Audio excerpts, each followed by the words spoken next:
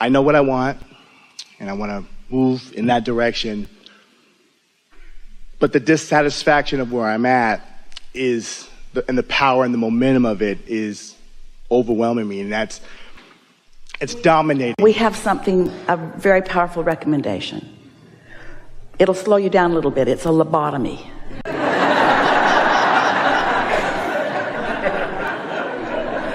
But it's equal to the dramatization that you just presented to us. And it's equally ridiculous. Okay. We know what is gets a foothold, but what is hard not to notice, isn't it? That's why we guide your mind away from the details of what's bothering you into the laws of the universe and your connection to who you really are. We help you to understand that you have created a vibrational version that you're not that familiar with. You've been building it incrementally. Each time something goes wrong or each time something is not the way you want it, you launch it. And so it's vivid and it's real. And we can see it, but you can't. Because if you could see it, you would have started out with something different just now. You would have said, I've got this awesome collection of wonderful things and help me move in the direction of those. But you weren't emphasizing the awesome collection of wonderful things. You're emphasizing the collection of things that you know are holding you back. So you got to stop doing that. But that's easier said than done, isn't it? Because humans, you've been almost forced, no one's really forced, but really strongly influenced by those around you to face your reality. Otherwise they think you're not wise. They would call you a foolish dreamer and one who doesn't face reality. And we want you to understand that you're not a foolish dreamer, but you must let the dream can be non-resistant. And so a non-resisted dream that hasn't manifested is awesome in comparison with reality that makes you unhappy every day. Many humans would say, no, it's better to face a reality that hurts your gut than a dream that makes you sore. And we say, then somebody that says that does not understand the way the laws of the universe work.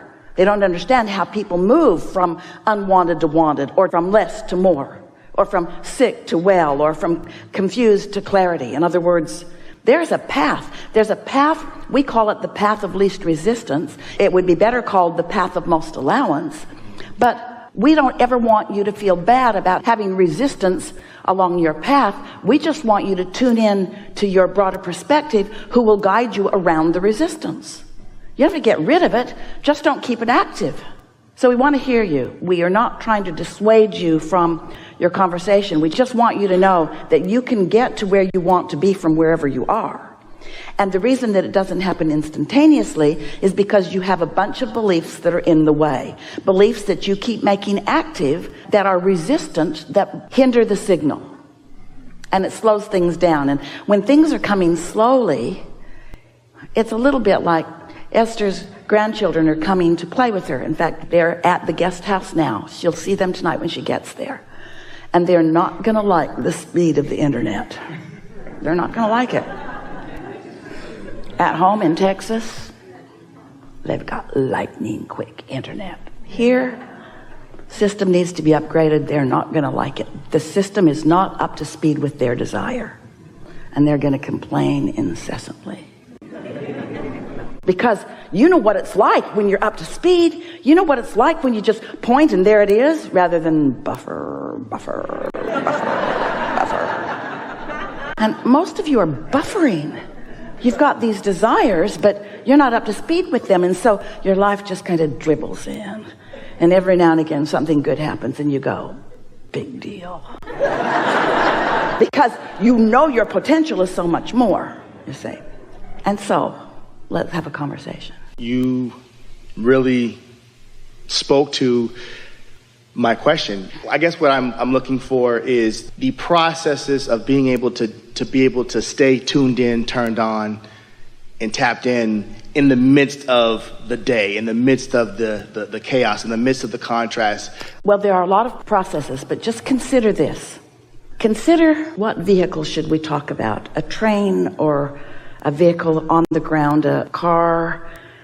Just imagine some vehicle moving at a high rate of speed. And they're being brush and things in the way, but the car just blows through it because the momentum of it carries it, as opposed to stumbling over each and every. Think about the shock absorbers on your really efficient vehicles and how you can move even on bumpy roads with very little hindrance of the resistance of the bumps. That's sort of what we're talking about. And so rather than trying to get rid of all of the resistance, get out ahead of it, and then it becomes, this is a new analogy, but we think it would be the perfect one for you to hear. So imagine that you're moving on an open road at a pretty good clip, 70 or 80 miles an hour. And your vehicle's a good one, and it feels really good. And every now and again, this is a road kind of like that whack-a-mole. You saw how sometimes the things came up? So on this road, there are little things that keep coming up. And when they come up, your wheels are going to hit them, or you're going to try to swerve around them. And you can get really good. You could go so fast that you could mow them over, but your car will wear out soon. Hard on you. Or you could be really efficient at swerving around them, but then you'd better slow down. And so now you're not really enjoying where you're going as much because you're having to tend to those things that keep popping up.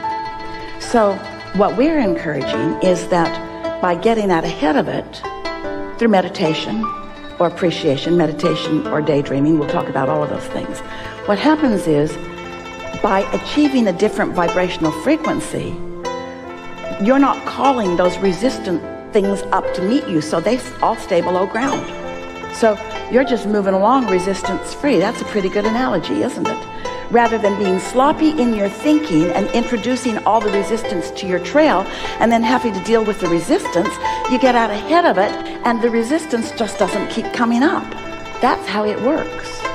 Something just came to me as you were speaking, that I have a timetable on when I want to manifest, the things I want. And what's showing up for me right now is that timetable is a trigger. It's a trigger. It's a trigger for me to feel anxiety. Yeah. It's just it's a trigger.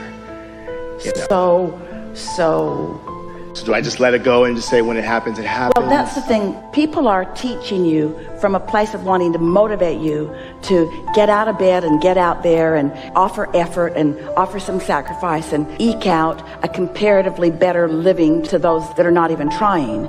Then goal setting falls into that category. And most people, even we might say, no, we can't say it. We can't say it's better than nothing. Because it really isn't, because it gives you misinformation. It just makes you try harder and sacrifice more, and it makes you tougher as you hit those resistant bumps that slow you down. So rather than setting a goal that harasses you,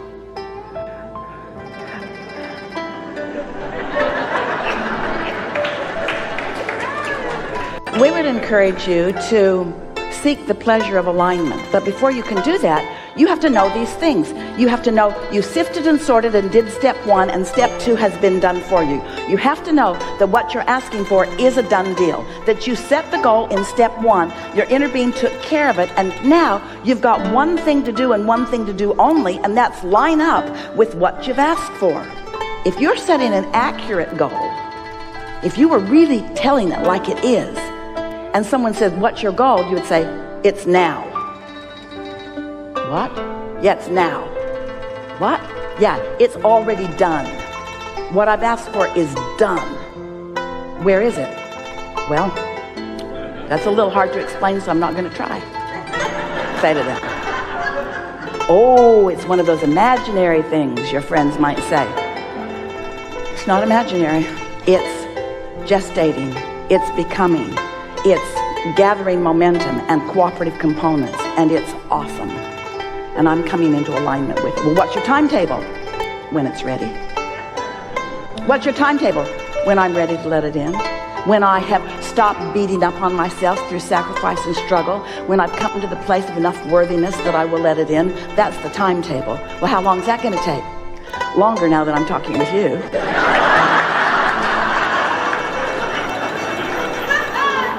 because you're activating all that old stuff that doesn't work for anybody. You see, you might say to them, you see, I've decided that I don't want a mediocre creation. I just don't want to try a little harder than most so that I get a little more than most. I want to enact the awesome power of non-resistant thought. But in order to discover and personally utilize the awesome power of non-resistant thought, I got to stop thinking thoughts that are resistant. And when I look at what is resistant to what's becoming. Because what is not enough money in my bank account. And what is too much hard work. And what is doing too many things that I don't want to do. And what is putting up with the status quo. And what is settling and compromise and sacrifice. What is in the way of what's coming. So every time I focus upon what is, I'm in the way of what's becoming, because they're different. What's in my vortex is prosperity and agility and clarity and the ability to be or do or have anything that I desire. And I've been living enough step one, and I've put so many pieces, ingredients into my vortex, and they've gathered all the cooperative components so much that I can't even recognize the awesomeness of what's in the process of becoming for me. So all I have to do, we're speaking from your perspective to a friend who's wanting to understand, all I have to do is stay out of my own way by not trying to make it happen too soon, or by not demanding that it be ready before I am. I'm just practicing alignment, alignment, alignment, alignment, alignment.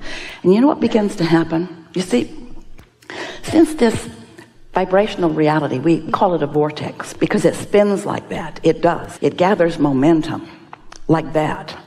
And this vibrational reality, this vortex of yours is high, non-resistant frequency. So in order for you to tune into it rather than the not enoughness of reality, you have to quiet the not enoughness thoughts. Otherwise your vibration won't rise to it. So meditation is a really good way. When you quiet your mind, you stop thought. And when you stop thought, you stop resistant thought, and your vibration will rise. And when your vibration rises, then what's in the vortex begins to occur to you. We've given it a new description recently because we want you to understand how it comes. It comes in the form of impulse or insight or daydream. Esther's discovering that if she will meditate and quiet her mind and then just allow her mind to wander once she's under the influence of that these delicious ideas are flowing to her, and she's no longer trying to put the pieces of them together to make something happen with them. She's watching them like a pleasurable movie, because what these dreams are, they're not actionable right now. It's not get on them and ride them right now. They are evidence of your alignment. The daydreams are evidence of your alignment. So the more you're receiving those dreams, then the more evidence you have of that alignment. And when that becomes the momentum that you're reaching for, then these thoughts begin to turn to impulses, and the impulse then pays off. It's like you have actual awareness that an idea that came led to this and led to this and led to this and led to this, and suddenly right here within your grasp is something that you've really been wanting. And it doesn't feel like this far-fetched out there in the cosmos sort of thing. It's real. So can you feel what we are wanting to accomplish here? We want you to feel the realness of this vibrational reality, and we want you to feel the nowness of it. And there's a big difference between that and setting a goal. You could set a goal that is like this. It's more like a segment intention. It's my intention to sit and quiet my mind and allow my vibration to rise. That's a really good intention.